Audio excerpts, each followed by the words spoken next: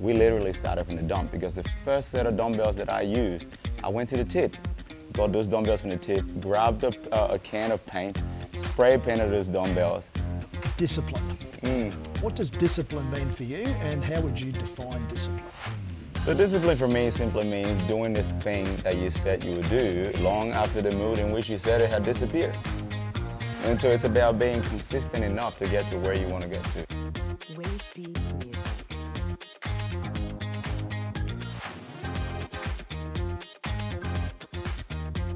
Welcome to the M26 Fit podcast. I'm your host, Magnus Olsen. Today we're joined by Kay, the powerhouse behind Muscle Garden. From humble beginnings, he's built more than a business. He's built a chain of gyms. He's created a culture around health, community, and helping people become their strongest selves. Kay, welcome to the podcast, mate. Thanks for having me, Magnus. It's a pleasure.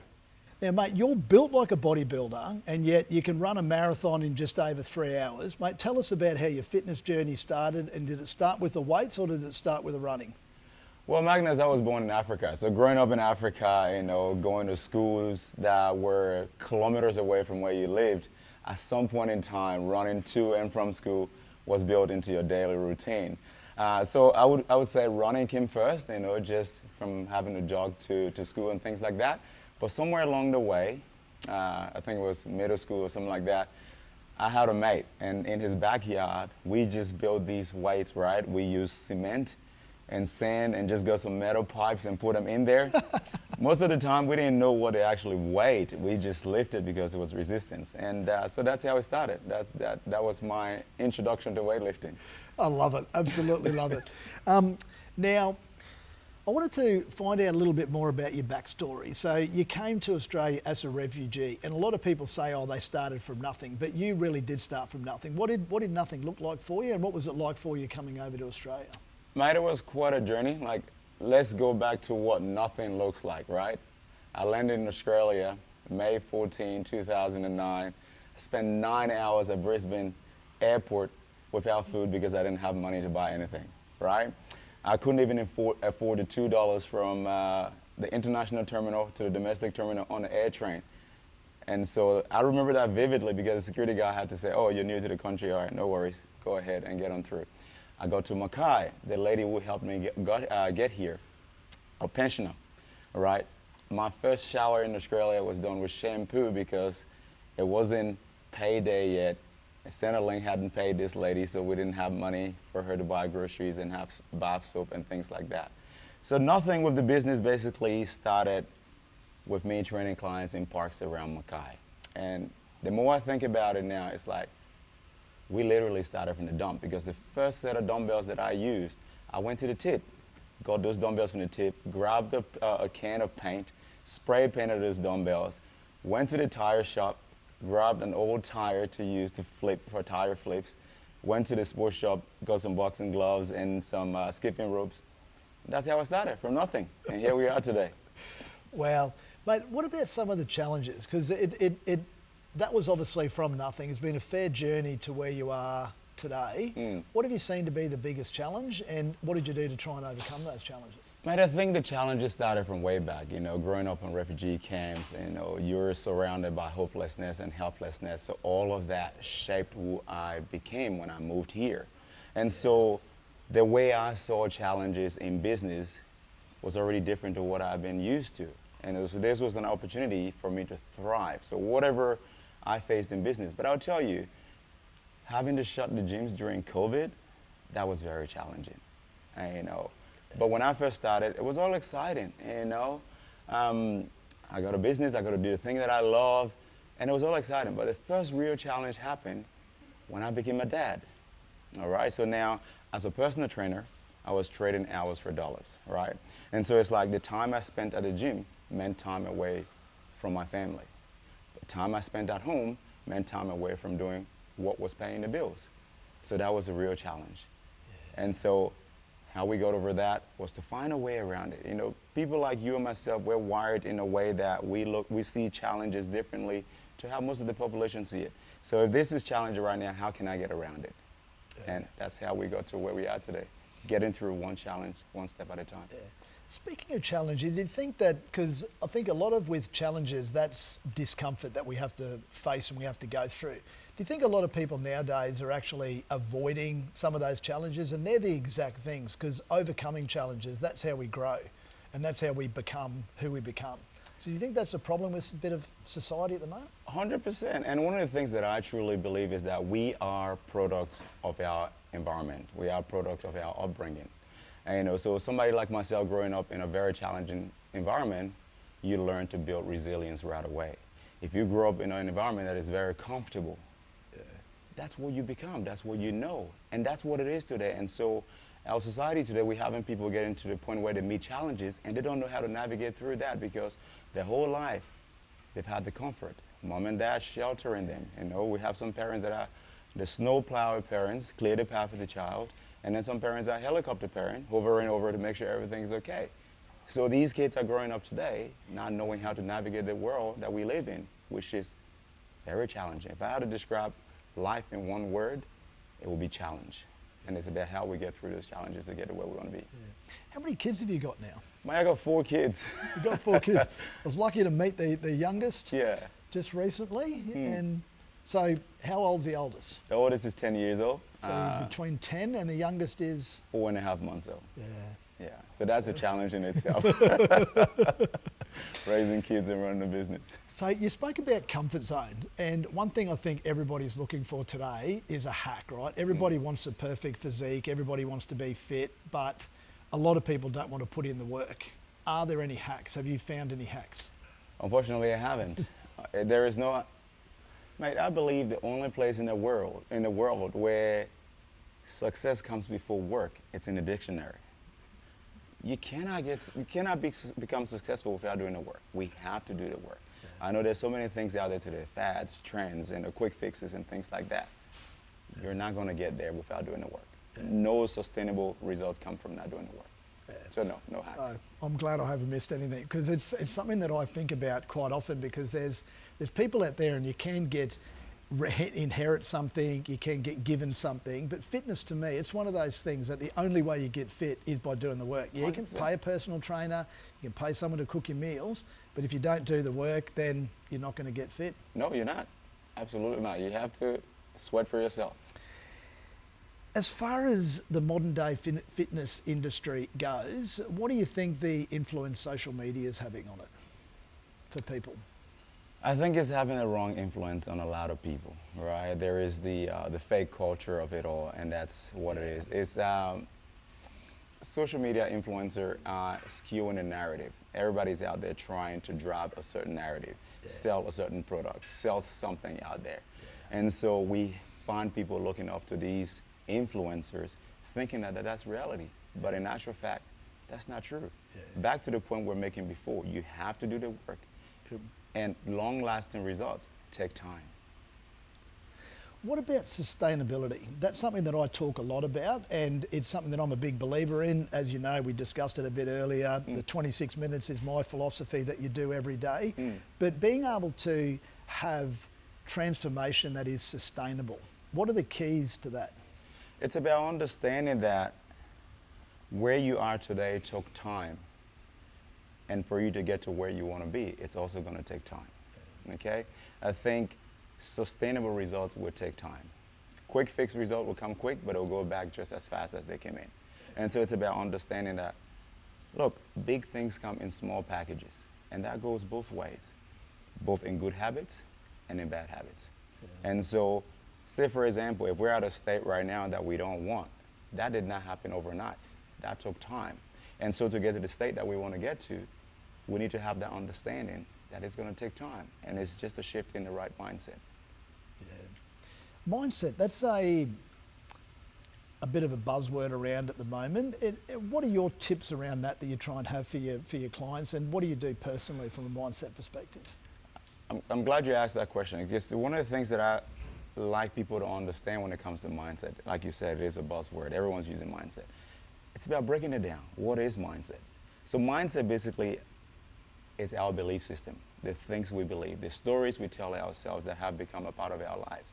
And so some of us get started already defeated. If you start with the mindset, I can't do this, I am not this, I'm not that, I'm not smart enough, I'm not strong enough.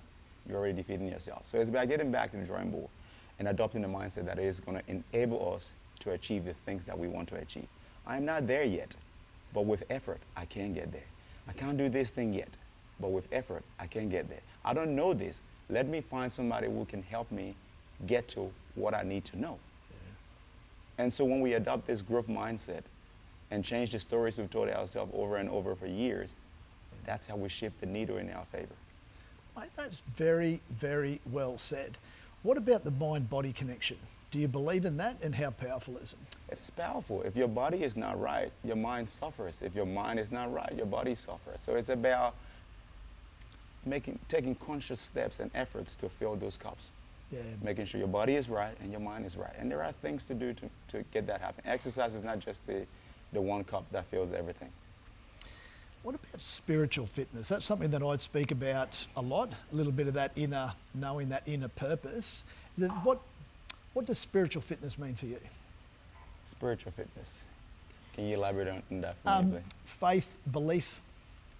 And so I think faith has played a big part in my life. You know, like I said earlier on, growing up in a refugee camp, my life could have gone in a very different direction. But having faith and believe and knowing that, you know, do unto others as you have them done unto you, and, you know, treat people with good intentions, good habits. That's the role faith has played in my life, and it helps me to see the world in a different view to how I would have seen it if I didn't have faith in my life. I'm not saying you need faith necessarily to be a good human being, but for me, it played a very dramatic role when I was a young kid growing up. That was one of the things, the best piece of advice my father gave me was just growing up to treat people the way you like to be treated. It's a pretty little simple philosophy, and I think the world would be a much better place if we all adopted that a little bit more. Makes a big difference. Nutrition. Yes. Mate, when you look like you look and you've got the endurance that you've got, what do you eat and how important is nutrition for you? But I think it's about understanding what nutrition is. You know, for me, the way I view nutrition is, it is for sustenance. It is for growth and repair of our body. It is for providing energy to do the things that we want to do. Okay, so people that are into endurance that might look like me might have a different way to go about it altogether. But for me, it's about what's the right energy that I need today to get through this run? What's the energy that I need today to be able to repair the muscles that I've just broken down as a result of running or training hard? And so it's different each day. But what I try to avoid is the processed stuff, and, you know, the packaged stuff. And, you know, nutrition is easy. Any diet would work if you stay with it consistently, right? Yeah. But what is that doing to your body? That's where it comes down to. And so for me, the thing I put in my body, I think about it. How is this helping me get through the world today? How is this going to help me get through the world tomorrow? How's it going to give me energy to run after my kids? A lot of us are doing the opposite. We're putting food in our body that is draining our energy level. We're getting high spikes and completely low energy. Yeah. So it's about being conscious about what you put in your body and what is that doing for you. Yeah. Have you had to adjust as I've gotten older? How old are you now? 45. 45. Yes, I'm sir. 56, and so I've done a lot of adjustments in my diet over the years, and more recently has been protein intake, because obviously as you get older, your muscles deteriorate a little bit, so trying to maintain a little bit of muscle mass. Yeah. Have you done much in the adjustment, obviously, throughout your life from a training perspective? I have, in terms of the fact that what I'm focusing on would dictate what I put in my body. So if I'm, like right now, I'm in a phase of running marathons, and so it's about getting that energy in to be able to get through the run. So there is adjustment. And even with training, it's like, if I'm doing weights and I want to put on size, my calorie levels go up. The carbs, the protein, and all that shifts as well. If I'm trying to cut weight, it's also different.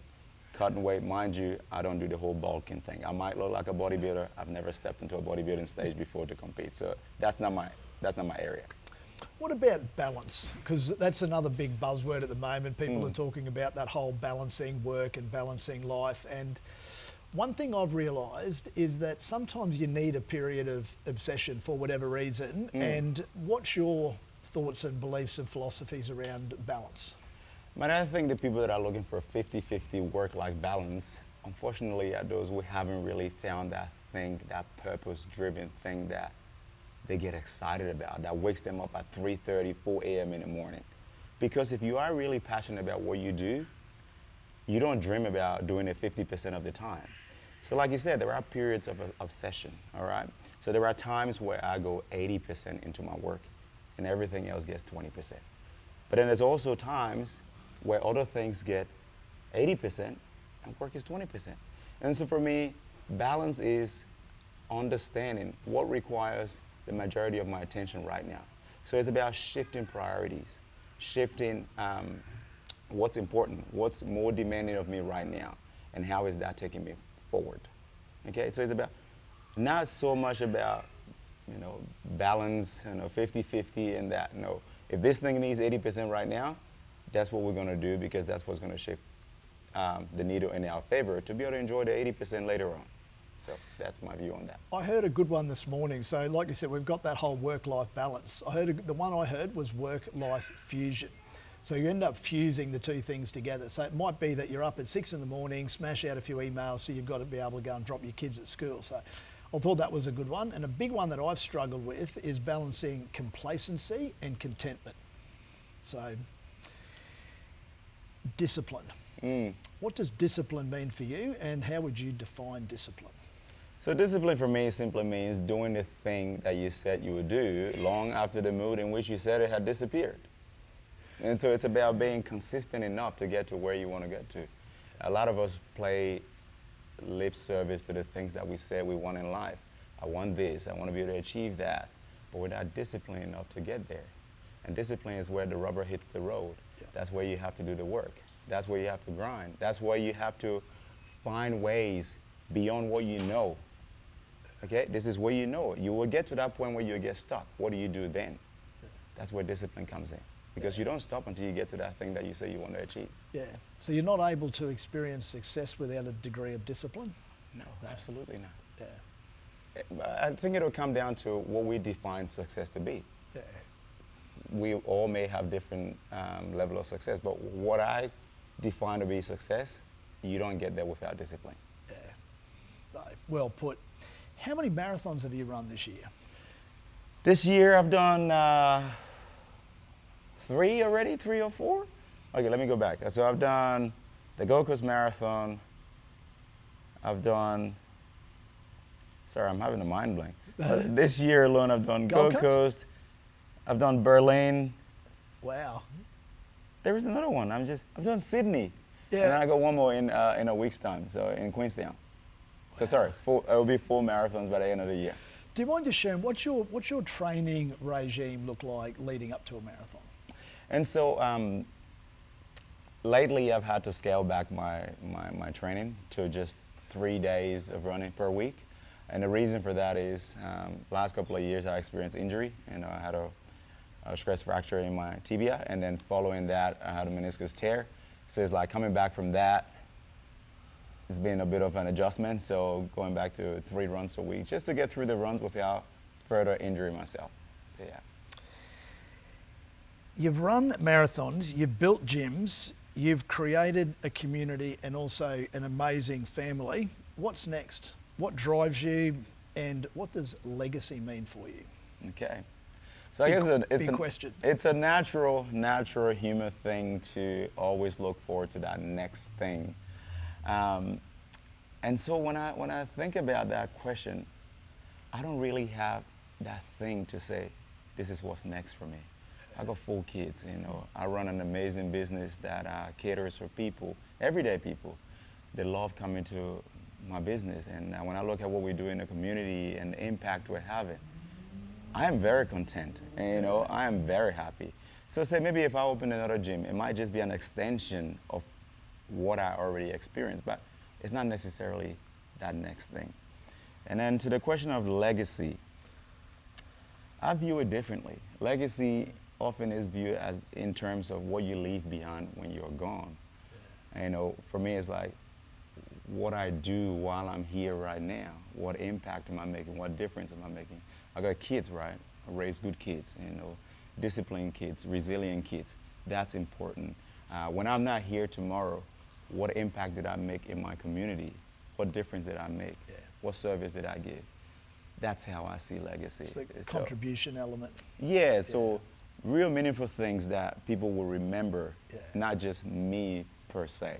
Yeah. I'm just a human being, you know, I'll be dead and gone 1,000 years from now. Nobody will remember me, it doesn't matter. So the Muscle Garden legacy could live on well beyond you. 100%. Yeah. And I hope it does, you know, because what Muscle Garden stands for, when people associate Muscle Garden with a gym for everyday people, people come here and feel welcome, they're not intimidated, you know, they're supported. And, you know, Muscle Garden supports the community, sponsor sporting, sponsor, you know, young kids and things like that.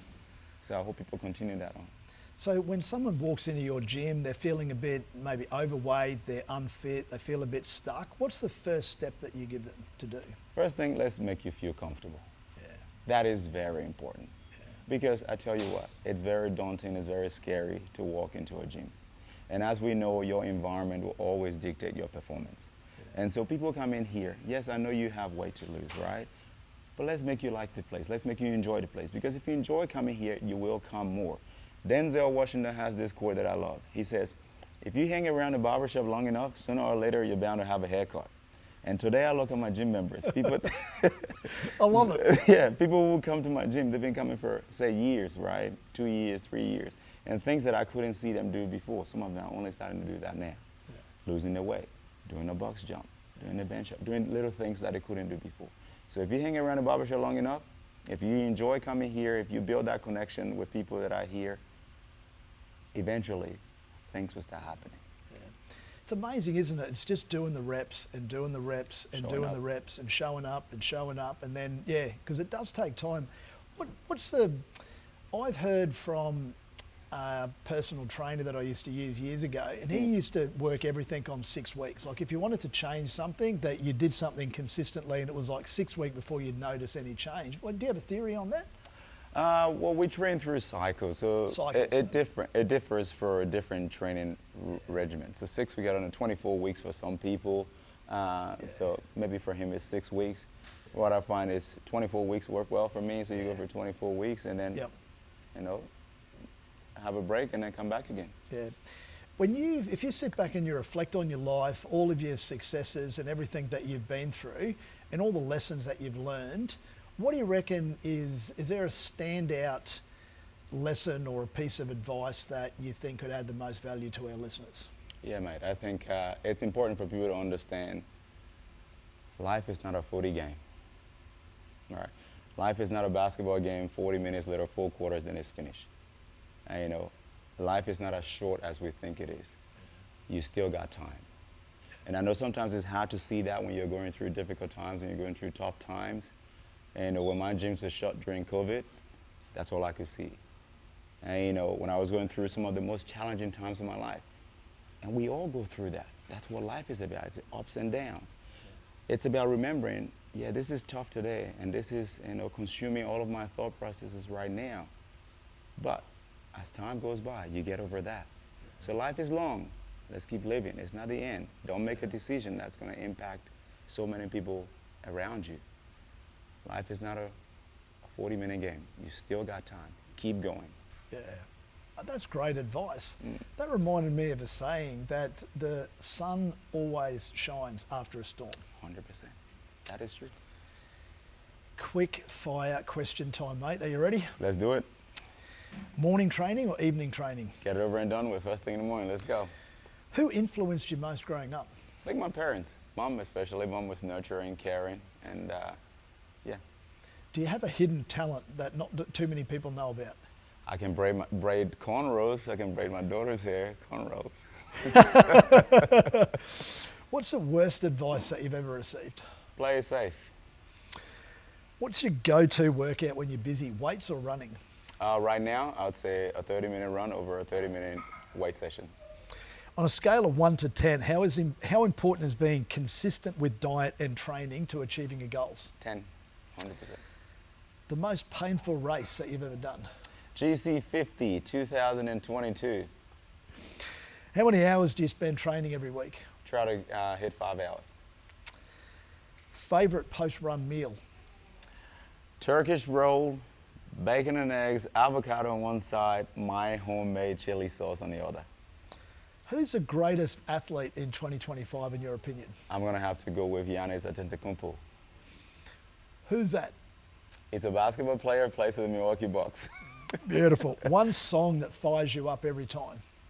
God Did, DJ Khaled featuring Rick Ross, Jay-Z, John Lennon, and Friday.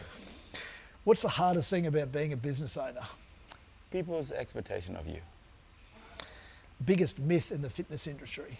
That your favorite bodybuilder or fitness influencer looks the way they do because of the thing they're trying to sell you. One word you'd use to describe resilience? Resilience does it well, but I would say push only if you would allow me to say push means push until something happens. Where do you draw your inspiration from? That's a big one. I draw my inspiration from knowing that what I do matters. You know, what I do keeps people employed. Yeah. What I do keeps my family safe. You know, my kids don't have to worry about what they're gonna wear, what they're gonna eat like I did when I was growing up. What I do matters in the sense that we just wrapped up our last charity event for the year, and we've raised over $200,000 for the Mackay Hospital Foundation since 2018. Wow. I draw inspiration knowing that what I do matters from serving my community. And, you know, people can reach out and say, hey, Muscle Garden, would you sponsor this? And we are in a position. I come from a place where a lot of my family and friends back home aren't as fortunate as I am. And for somebody to pick up the phone and say, hey, Kay, can you help me with this, or send me a message, and be able to do that. And so my life is in service to all of these causes, and that is inspiring. That's what keeps me going. That's awesome, mate. Give me goosebumps. Mm. What skill comes very naturally for you?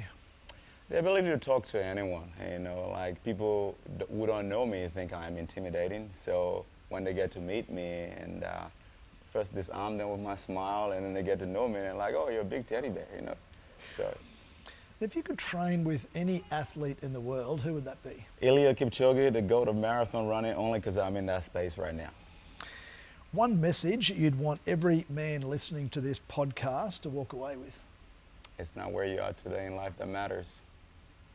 It's where you want to be and how bad you want to get there. Not long ago, I was sitting in a refugee camp worried about where my next meal was going to come from. And here I'm doing a podcast with you. Man, you're an inspiration. Thank you so much. Thank you so much. Thank you. It's been a pleasure. Yeah, likewise.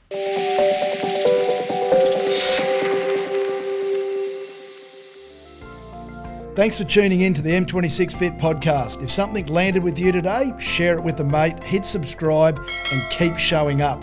One day at a time, one rep at a time. Stay aligned, spirit, mind, body.